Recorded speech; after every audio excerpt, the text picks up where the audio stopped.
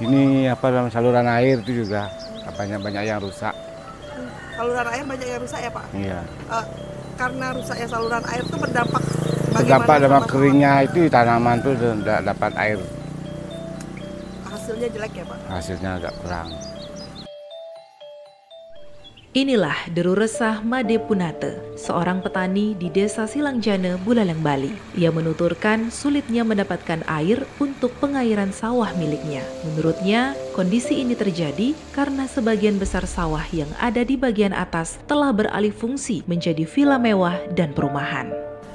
Kalau pertanian Kalau sawah padi sawah agak kurang sedikit. agak kurang ya Pak ya?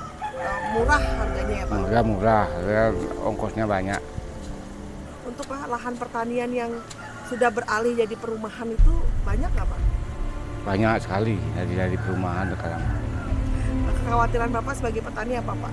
Banyaknya lahan pertanian yang sudah tidak dijadikan sawah lagi.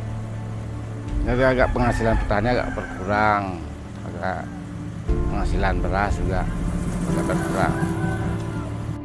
Di tengah hijaunya hamparan sawah yang pernah menjadi nadi kehidupan Pulau Bali, kini terbentang villa-villa megah yang memancarkan kemewahan dan eksklusivitas. Dalam 10 tahun terakhir, fenomena ini semakin marak mengubah wajah desa-desa yang dulu didominasi oleh lumbung padi menjadi kawasan wisata yang penuh dengan penginapan mewah. Tak bisa dipungkiri, Pulau Bali yang dikenal dengan Pulau Surga memiliki hamparan sawah nan berliuk kini mulai kehilangan marwahnya.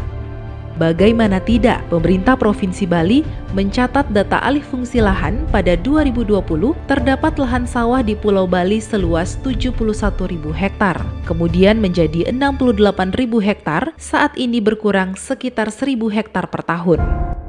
Kalau ini tidak dikendalikan nanti habis sawahnya. Kalau sawahnya habis, apa kerangon makan? Nggak bisa makan kita.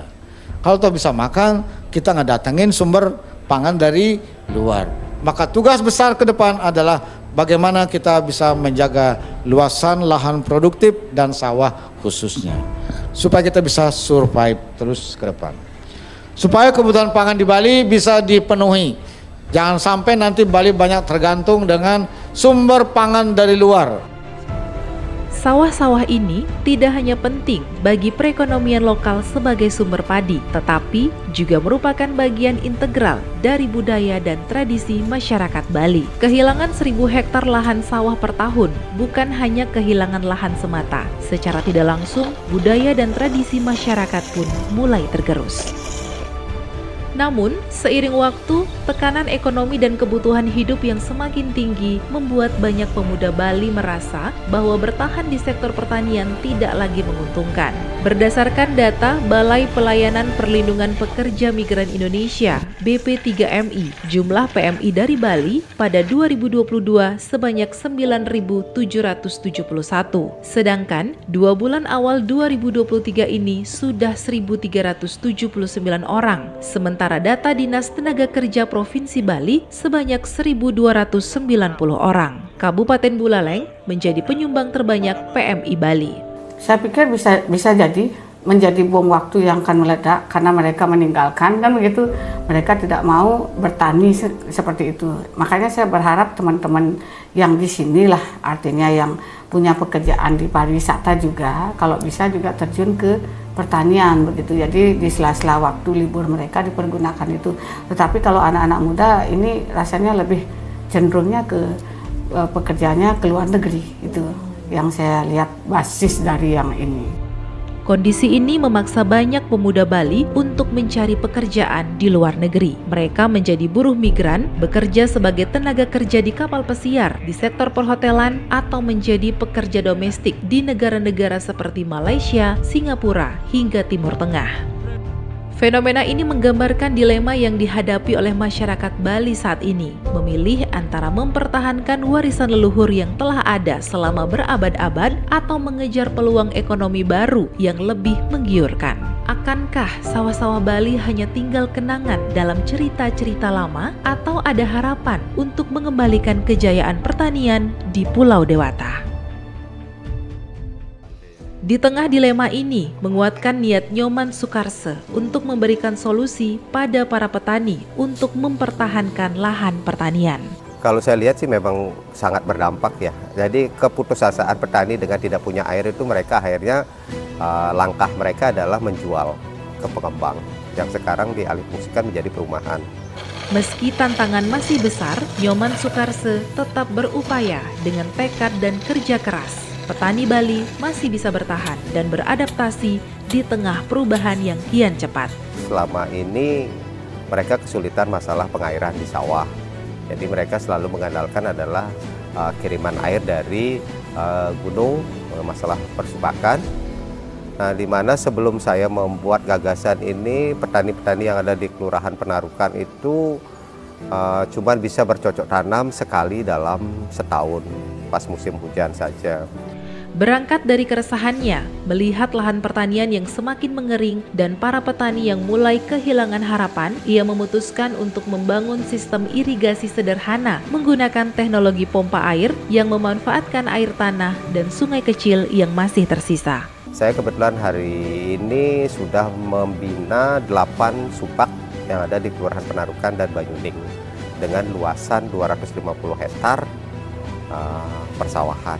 Nyoman Sukarse tahu bahwa perjuangannya untuk mempertahankan pertanian di Bali tidak akan mudah. Sebagai seorang petani yang berkomitmen untuk menjaga keberlanjutan lahan pertanian di tengah gempuran alih fungsi lahan, Sukarse harus menghadapi lebih dari sekedar tantangan teknis. Yang lebih berat adalah menghadapi keraguan dari para petani tradisional di desanya yang tidak semuanya menyambut upaya perubahan yang ia bawa dengan tangan terbuka. Tidak semuanya bisa menerima dengan positif kan gitu ya, pasti ada mereka juga yang negatif karena kalau generasi yang konvensional ini kan merubah pola pikir mereka tidak gampang kan gitu. Tapi kami tetap bahwa kesabaran dan kegigihan ini pasti nanti akan berbuah baik kan gitu. Jadi dari 8 subak binaan kami dengan jumlah petani kurang lebih sekitar 300 sampai 400 orang ini sudah sebagian mau berinovasi ke pola-pola yang lebih baik, lebih baru kan gitu. Perlahan, upaya Sukarse mulai menunjukkan hasil. Beberapa petani yang awalnya skeptis mulai melihat manfaat dari inovasi yang ia tawarkan. Mereka menyadari bahwa mempertahankan tradisi tidak berarti menolak perubahan. Kan sekarang sudah mulai mengelola, dulunya kan hulu, sekarang kan sudah hilirisasinya kami sambungkan gitu. Jadi kami ceritakan juga bahwa dulu kami berpikir cuma hulu aja, bagaimana kebutuhan tani maupun hasil tani itu bisa kami serapkan gitu. Tapi dalam perjalanan 2 tahun itu kami berpikir kalau kami menyerap hasil taninya, terus processingnya di mana kan gitu. Nah, saya berpikir waktu itu RMU ini yang saya ada di sini ini bahwa mungkin tahun depan saya berpikir tentang masalah hilirisasi atau pengolahan hasil tani mereka. Tapi mungkin karena ini kami punya niat baik, Tuhan selalu nunjukin jalan bahwa oh ternyata yang harusnya tahun depan terjadi malah tahun ini terjadi gitu. Saya sekarang berarti bahwa apapun yang kami backup dari hulunya ini untuk hilirisasinya ini kami sudah tidak ada masalah. Jadi gabahnya kami beli, kami proses di sini menjadi beras. Tinggal sekarang bagaimana saya untuk masalah menjaga kualitas kan gitu, membuat kualitas yang bagus kan gitu. Namun, seiring berjalannya waktu, hasil dari pendekatan baru ini mulai berbicara. Tanaman yang dulu sering gagal panen karena kekurangan air, kini tumbuh dengan subur. Hasil padi meningkat tidak hanya dari segi kuantitas, tetapi juga kualitas. Gabah yang dihasilkan lebih berat, butiran padi lebih penuh, dan kualitas beras yang dihasilkan lebih baik. Sehingga harga jualnya di pasar pun meningkat. Yang dulu harga gabah kan masih mainnya di 5.000. Sekarang sudah harga di 6.800. Jadi secara penghasilan sebenarnya mereka udah ada lompatan kan gitu. Yang termasuk beras pun sekarang naik lah gitu. Sukarse telah berhasil mengubah krisis menjadi peluang dan keraguan menjadi keyakinan. Ia membuktikan bahwa dengan kombinasi tradisi dan inovasi, pertanian di Bali masih memiliki masa depan yang cerah. Kini, sawah-sawah yang dulu terancam mengering kembali hijau. Generasi muda yang sempat berpikir untuk meninggalkan tanah kelahirannya demi pekerjaan di luar negeri, kini mulai melihat pertanian sebagai sektor yang layak diperjuangkan. kami kepengen mengajak mereka untuk peduli terhadap generasi tua. Bagaimana mengelola pertanian ini lebih profesional kan gitu. Dan kami yakinkan bahwa kalau mereka melakukan itu, tidak ada sesuatu yang tidak mungkin, hasilnya mungkin di luar dugaan lah gitu. Saya sebagai orang yang bukan petani, setelah kami masuk terjun di dalam bidang ini, sebenarnya peluang usaha itu banyak sekali di pertanian itu. Komoditas pertanian itu bukan sesuatu yang kecil menurut saya. Kalau ini dikelola dengan bagus, sudah di luar prediksi ya, maksudnya mungkin penghasilannya jauh lah dibanding yang kerja di luar atau kerja di di perusahaan kan gitu. Mempertahankan pertanian tidak hanya soal berapa banyak padi yang bisa dihasilkan, tetapi juga tentang bagaimana mempertahankan wajah asli Bali, sebuah pulau yang kaya akan tradisi dan budaya.